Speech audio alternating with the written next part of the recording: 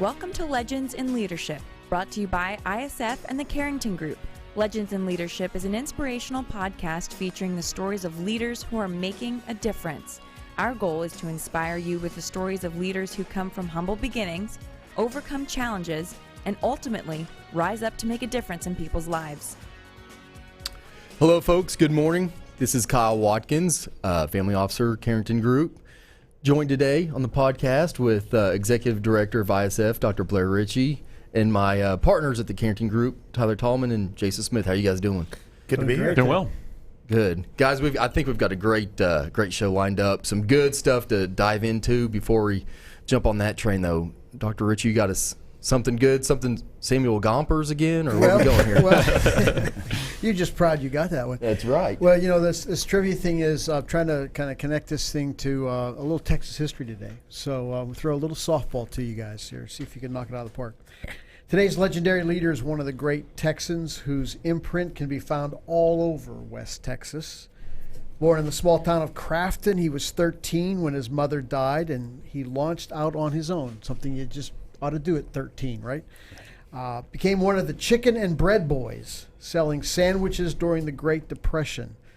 The chicken in the sandwich was probably wild rabbit meat, but that's how you make a living in the Great Depression. He personified the stereotype of a Texas cowboy, an uninhibited storyteller, gambler, drinker, generous with his money, and quick to draw his six-shooters. He mastered the art of selling and was the genius behind the largest newspaper in West Texas, the oldest radio station in the West, and the first TV station. He was instrumental in the founding of Texas Tech University, serving as its first chairman of the board.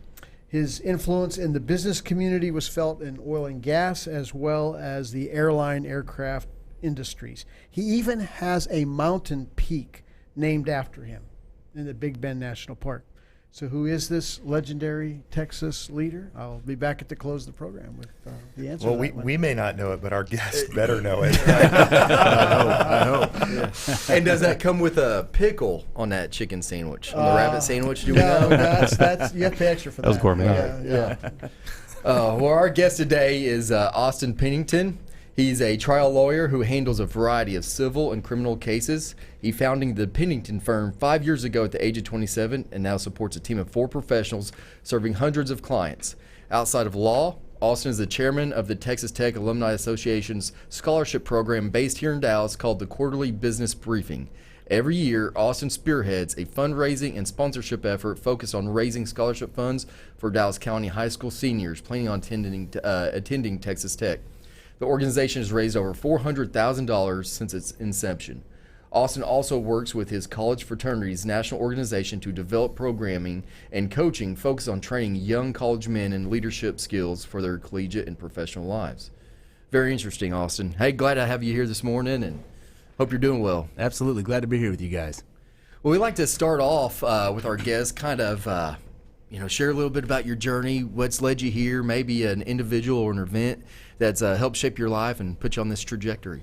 Yeah, absolutely. So I grew up in Rockwall, Texas, real close to here, played football in high school, actually walked on under Coach Leach at Texas Tech for a very, very brief time. You'll never see me on a roster or anything like that. I was definitely a practice squad scrub, so don't read too much into that.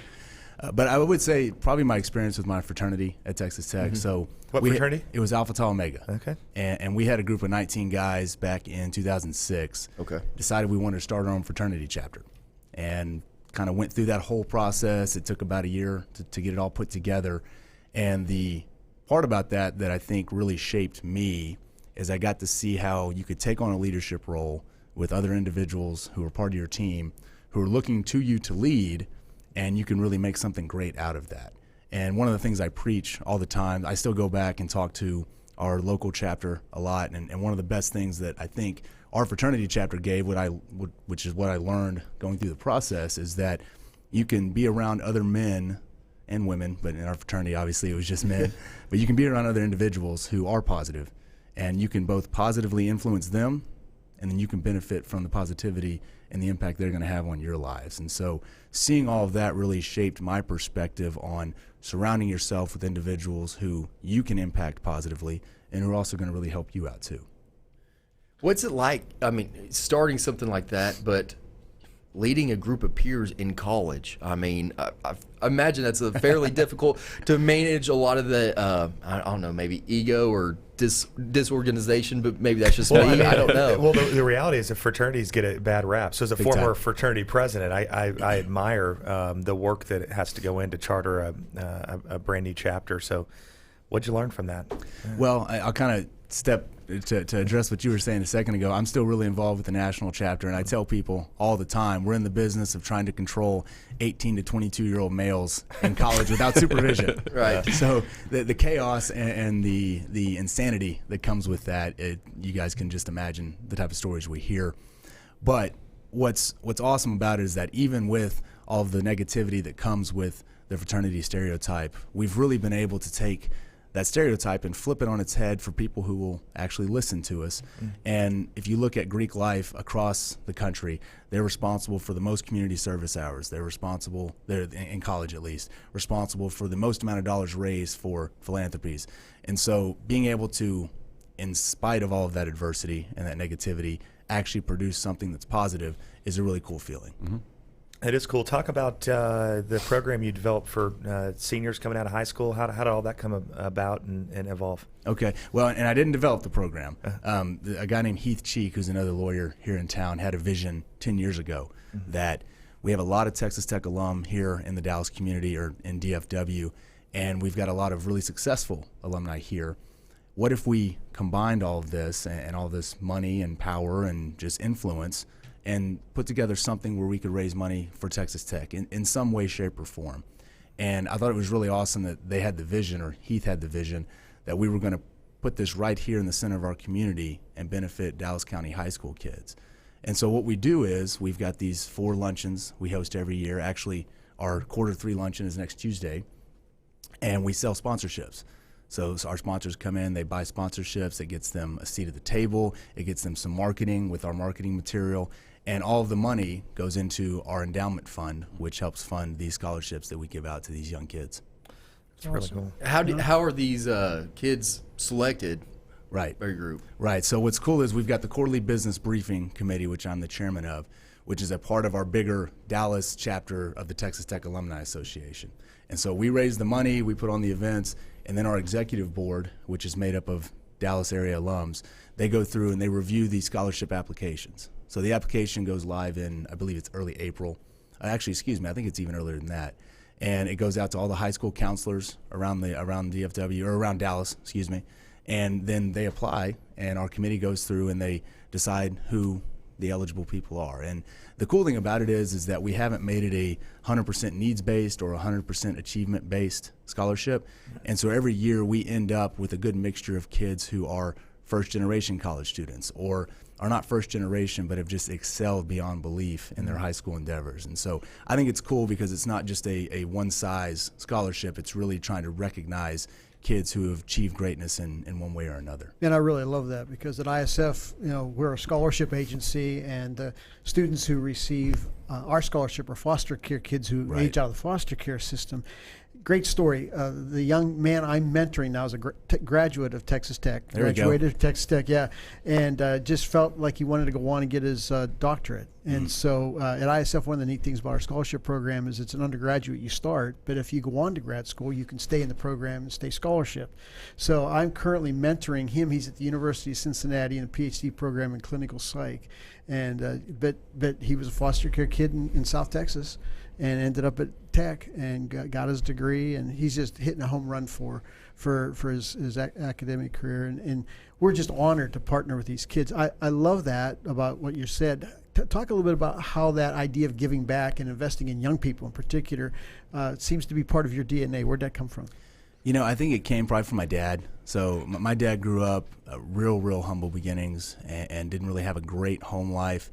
but he had some high school football coaches and some other male influences in his life, father figures that he didn't have, that really invested in him and allowed him to be successful, put himself through college, and so on and so forth.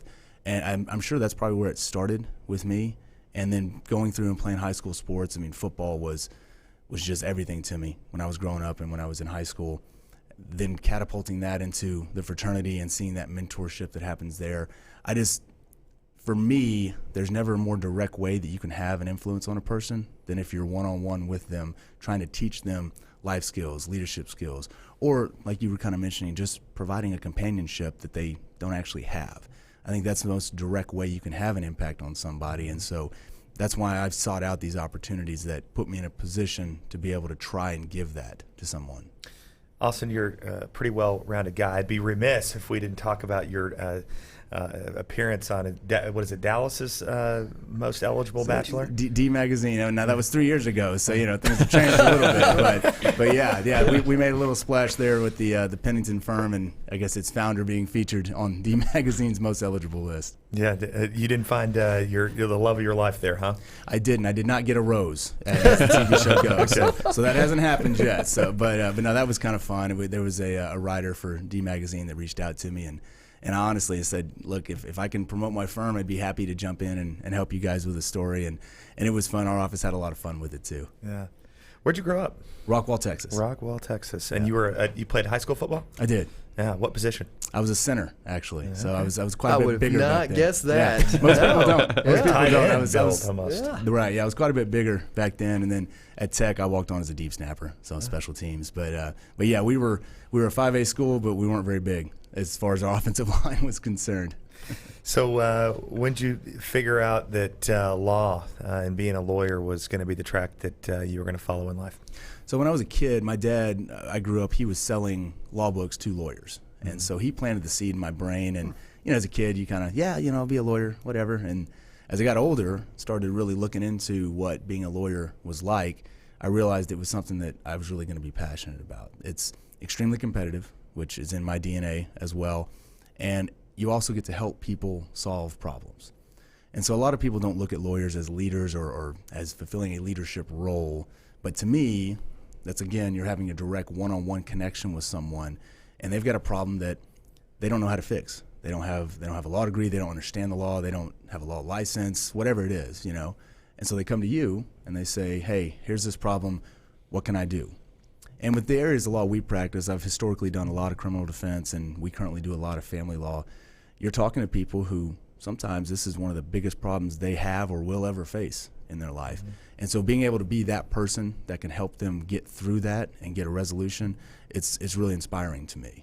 So what'd you learn? It's always interesting to hear criminal defense stories. So any stories that stick out or anything that you learned from that side of the industry that's led you over on the corporate and real estate side now? Well, so I think that probably the best thing I can say, and without getting too political on this show or anything, but I've seen a lot of shortcomings in our legal system, and that's in family law and criminal defense, and there's plenty of others too. But probably on the criminal defense side, the thing I'm most passionate about is I think we've got a systematic failure with how the plea bargain system works when people are accused of a crime.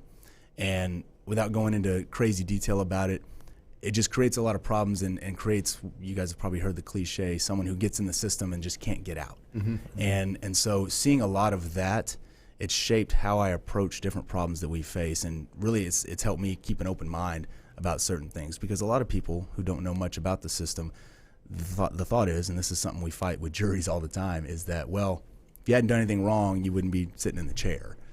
That's just not the case a lot of times. And so I think what it's helped me do in these other areas of law is keep an open mind about everything, see both sides, really figure out what's going on, and then be able to attack the problem from there. I'll take Austin off the hook. If anybody wants more information about that, they can listen to a podcast called Serial Season 3 that'll depict that very well. Very interesting.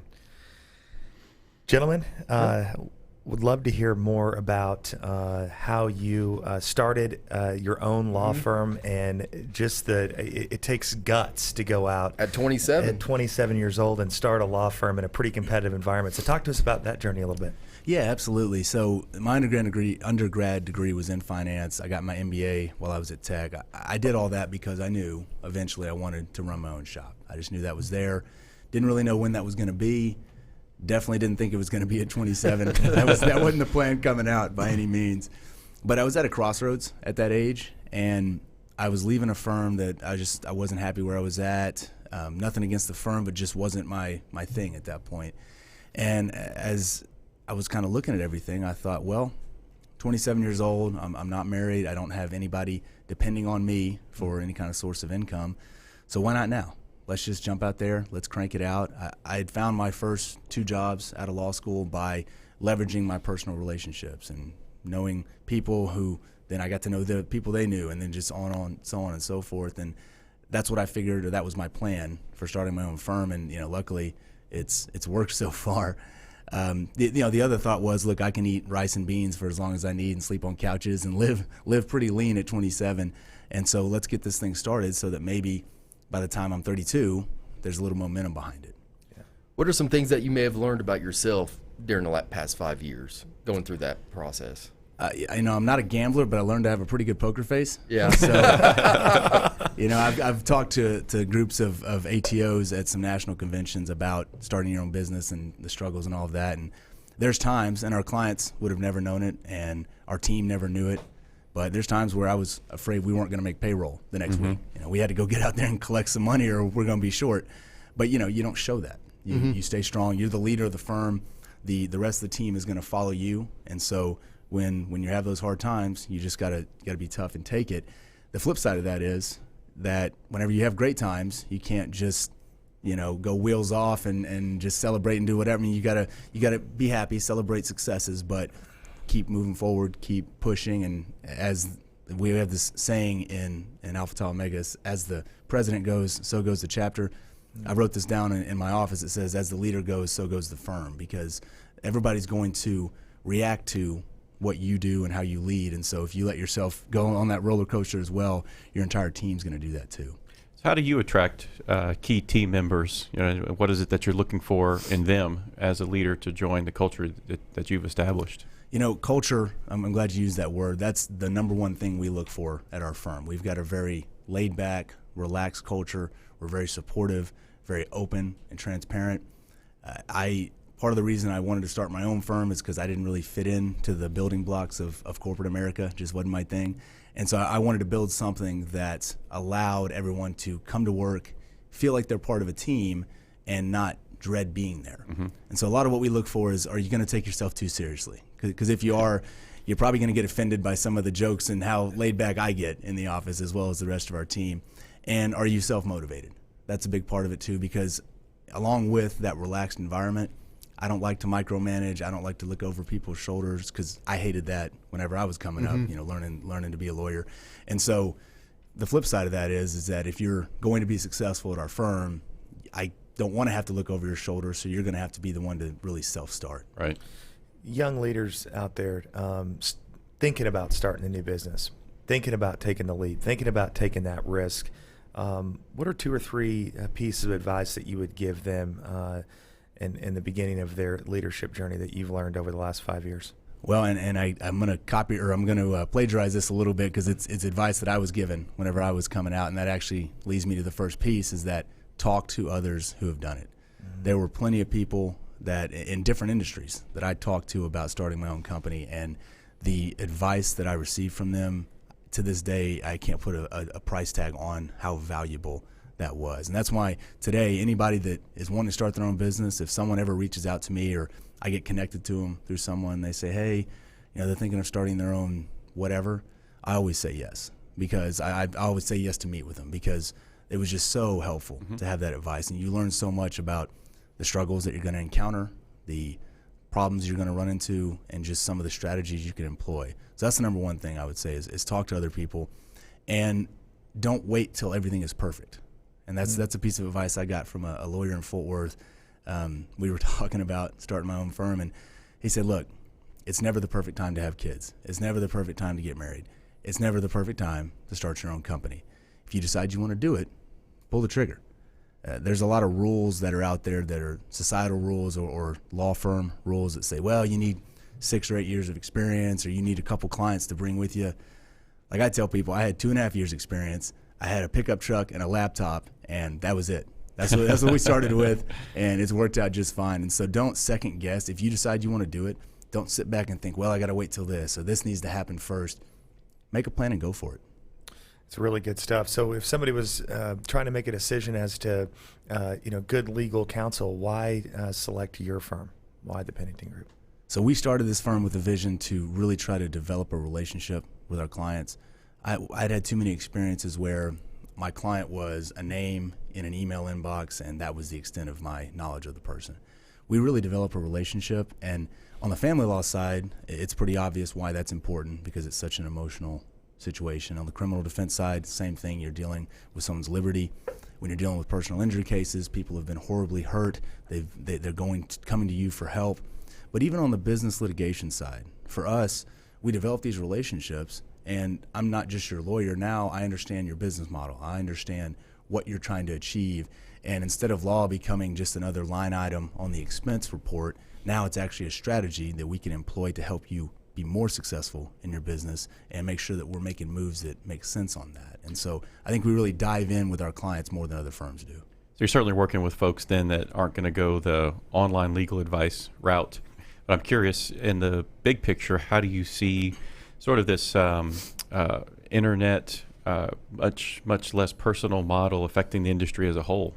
I think there's a lot of positives that can come from it. I think there's sectors of our industry that can be manipulated or changed in a way that's streamlined and saves money. One of the things that I'll tell you we're looking at right now is how we can potentially use an online platform to help family law cases become more streamlined, because family law comes in all shapes and sizes. One of the dangers that I see is that when you go to LegalZoom or you go to these other sites that are providing legal services directly to clients, it's a very cookie cutter format. Right. And the law is just not cookie cutter. I mean, every day we see stuff that's just a little bit different, or sometimes greatly different than the cases we saw the day before. And so that's a danger I see. And I think we're going to see two things. We're going to see a lot of people have some fallout from using some of these online databases, and there's going to be lawyers like myself that have to come back and clean it up. Right. But I think we're also going to see that when that happens, people don't want to just go back to the big law firm and the big ivory tower, high dollar firm and use them. We're going to see a lot more of these small law firms like ours that are going to have success because they can provide kind of what we've been talking about here, a more personal experience when you're dealing with your lawyer. So when that online will that was created, when that person does pass and it is a mess, that's really where you're going to find out the quality of the work that was done, and be able to, I guess, learn from what positives could have come from that type of efficiency, but also see where the gaps are. Absolutely, because when you're dealing with a will or you're dealing with articles of incorporation for a company, you don't find out whether those are good or bad until someone starts fighting about it. Right. That's when it starts to get picked apart. That's whenever you start to figure out, oh, that's why I could have got that advice and maybe things would have gone a little bit different. And so your homework doesn't get graded till later. And so that's why I think there's going to be a little bit of a time delay to where we really start seeing, okay, is this stuff good or is it not good? Yeah. Austin, how do you sharpen your saw? Is it podcast, book you recommend? Are you a big reader? How do you keep yourself sharp? Honestly, I'm a very person-to-person type of guy, and so sitting down and just hearing people's stories and talking to them about what they've gone through, to me, is how I've learned the most through my career and my personal life so far. Because no matter what type of industry or what type of work someone's in, I always think that people's stories are just extremely intriguing, and I really do believe you can learn from everybody you come into contact with. It's actually something that my dad taught my brother and I, is that being able to go into the high school and talk to the janitor and hear his story and where he came from, you might learn just as much as if you go talk to the Fortune 500 CEO and hear about him or her and where they came from. Yeah. And so people, to me, that old adage, iron sharpens iron, I just think you really learn a lot if you sit down and really listen to people. It's awesome. Really, really good stuff.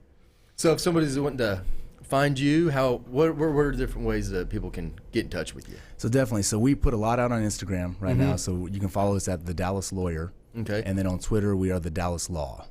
Our website, we've got a lot of blogs up going and talking about content, and we're at pfdallas.com. Perfect. Awesome. Well, thank you, Austin. That's great. Absolutely. Thank you guys for having me. All right, Dr. Ritchie, what you got for us? All right, guys, who's the West Texas leader? We have to let our guests. Does our guest have a guess? I've got two in mind, but I'm going to go with Preston Smith. Oh, who's the other one? Who's the other one? Will Rogers. We had Will Rogers a while back. Okay. So we already covered Will. Okay. What's really interesting about our true answer is he's out of Texas Tech. This is a part of the history that doesn't get talked about as much. Who was your first board of directors chairman?